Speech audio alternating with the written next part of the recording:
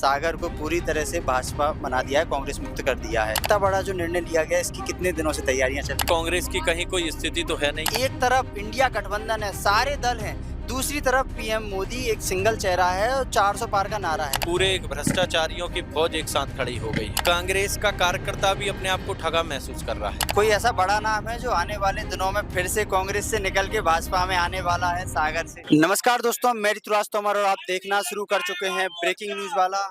हम इस वक्त सागर लोकसभा के अंदर मौजूद है। सागर लोकसभा के अंदर आज सुबह से ही बड़े बड़े राजनीतिक घटनाक्रम हो रहे हैं, जिसमें बीना से कांग्रेस विधायक ने आज जहां भाजपा की सदस्यता ली है, वहीं इस वक्त मैं जहां मौजूद हूं, यहां भारतीय जनता युवा मोर्चा के द्वारा विशाल वाहन रैली निकाली जा रही है।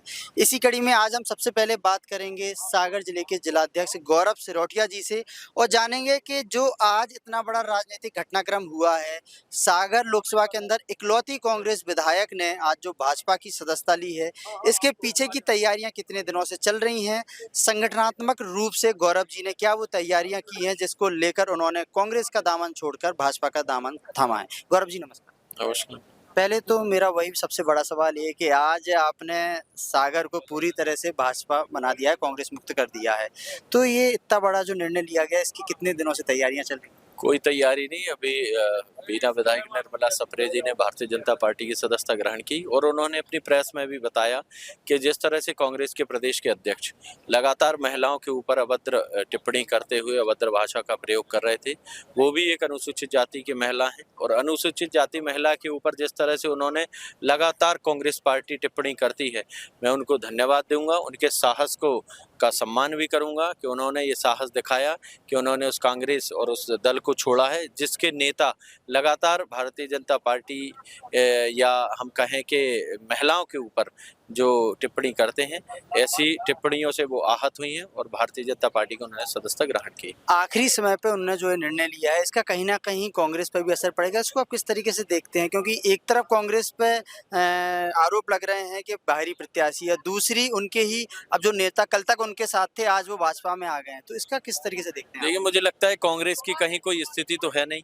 दूसरा, उन्होंने बीना विधानसभा की विधायिका ने भी ये कहा है कि कांग्रेस की, वो तो इतने समय तक उनके साथ काम कर रही थी, उन्होंने ये कहा भी कि एक तरह से जिस बाहरी प्रत्याशी को थोपा है कांग्रेस ने, उससे भी वो आहत हुई हैं और बाहरी प्रत्याशी का जिस तरह से उन्होंने विरोध किया है, तो निश्चित रूप से भारतीय जनता पार्टी में वे सभी आगे शामिल हुई हैं और मुझे लगता है कि कांग्रेस में ना कोई नीति है, ना नियत है, ना नेता है और कांग्रेस विहीन पूरे लोकसभा के अंदर कांग्रेस है, तो मुझे लगता है कि भारतीय जनता पार्टी प्रचंड बहुमत से इस बार जीतने वाली है। प्रचंड बहुमत से जीतेगी। मोदी जी ने नारा दिया है अब की बार 400 पार, इसको किस तरीके से देखते हो? क्योंकि जहां एक तरफ इंडिया गठबंधन है, सारे दल हैं, दूसरी तरफ पीएम मोदी एक सिंगल चेहरा है और 400 पार का नारा है, इसको किस तरीके से देखते हो? एक तरफ हमें इंडी गठबंधन को इस तरह से देखे कि पूरे एक भ्रष्टाचारियों की फौज एक साथ खड़ी हो गई है। एक तरफ एक ईमानदार नेतृत्व और एक तरफ पूरे भ्रष्टाचारियों का नेतृत्व, जिन्होंने,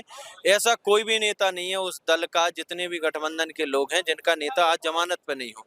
कोई किसी घोटाले में जमानत पर है, कोई किसी मामले में जेल गया है, कोई किसी मामले में घोटाले में, किसी के यहाँ इनकम टैक्स का छापा पड़ता है, किसी के यहाँ शराब का घोटाला होता है, किसी के यहाँ हेलीकॉप्टर का घोटाला होता है, किसी के यहाँ जमीन का घोटाला होता है। ऐसे सभी राजनीतिक दल मिलकर, और ये एक तरह से हम कहेंगे कि भ्रष्टाचारियों का एक गठबंधन बनाकर उन्होंने एक दल तैयार किया है, जिसको भारत देश की जनता ने नकारा है।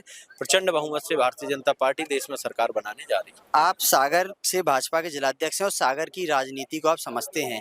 आपको देखो, विपक्ष पे भी आप नजर रखते होंगे, तो आपको क्या विपक्ष में कोई भी ऐसा नजर नहीं आया जो कांग्रेस को एक बाहरी प्रत्याशी लाना पड़ा? ये मेरा सवाल है। दूसरा ये कि वो जो अभी मंच पे जा रहे हैं, तो वो ये बोल रहे हैं कि मैं बुंदेलखंड का नेता हूँ, मेरे नाम के पीछे बुंदेला है, इसको आप कैसे देखते हो? मुझे लगता है कि ये उन्हें बताने की आवश्यकता भी इसलिए पड़ रही है, और दूसरा, कांग्रेस का कार्यकर्ता भी अपने आप को ठगा महसूस कर रहा है कि हम जिंदगी भर कांग्रेस का झंडा लेकर घूमते रहे, काम करते रहे और एक दूसरे राज्य से प्रत्याशी को लाकर उसको चुनाव लड़ा दिया, तो कांग्रेस कार्यकर्ता भी आहत है, जिसके कारण लंबी कतार भारतीय जनता पार्टी में आने की लगी है।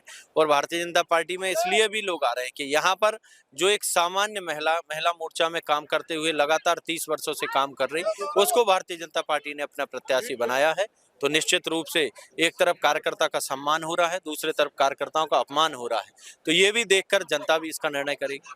इस बार पहली बार सागर के इतिहास में किसी महिला प्रत्याशी को मैदान में उतारा गया है, तो इसको लेके क्या प्रतिक्रियाएं लोगों से आपको मिल रही हैं? जो आप अभी लोगों के बीच जा रहे हैं, तो क्या माहौल है? आप देख रहे हैं कि जिस तरह से महिलाओं का एक हुजूम हमारी प्रत्याशी के पीछे उमड़ पड़ा है और सागर लोकसभा क्षेत्र की एक-एक महिला अपने आप को डॉक्टर लता वानखेड़े समझकर मैदान में है, जनता के बीच में जा रही है कि हम सब एकत्रित होकर, इकट्ठे होकर हम डॉक्टर लता वानखेड़े जी और भारतीय जनता पार्टी के साथ पूरी सागर लोकसभा की महिलाएं आज खड़ी हुई हैं। ठीक है। बात करते हैं, मध्य प्रदेश में 2 चरण हो गए हैं, तीसरे चरण का 2 दिन बाद मतदान है, तो 29 में से कितनी सीट का गौरव जी दावा करेंगे? क्योंकि एक जिलाध्यक्ष के नाते आप भी पूरे प्रदेश में देख रहे होंगे संगठनात्मक रूप से क्या तैयारियां चल रही हैं? मुझे लगता है कि 7 मई को होने वाले मतदान के लिए हम सभी जनता से आग्रह भी करेंगे, आह्वान भी करेंगे कि आप आएं और भारतीय जनता पार्टी के पक्ष में और भारतीय जनता पार्टी के जो तीसरे नंबर का बटन है सागर लोकसभा क्षेत्र की प्रत्याशी डॉक्टर लता वानखेड़े जी को विजयी बनाएं।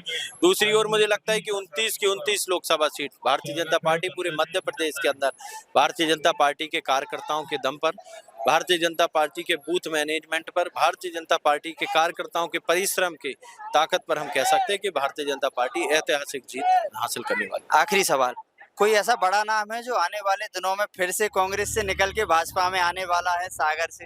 देखिए अभी 2 दिन है, कल तक आपको और कुछ सुनने मिलेगा।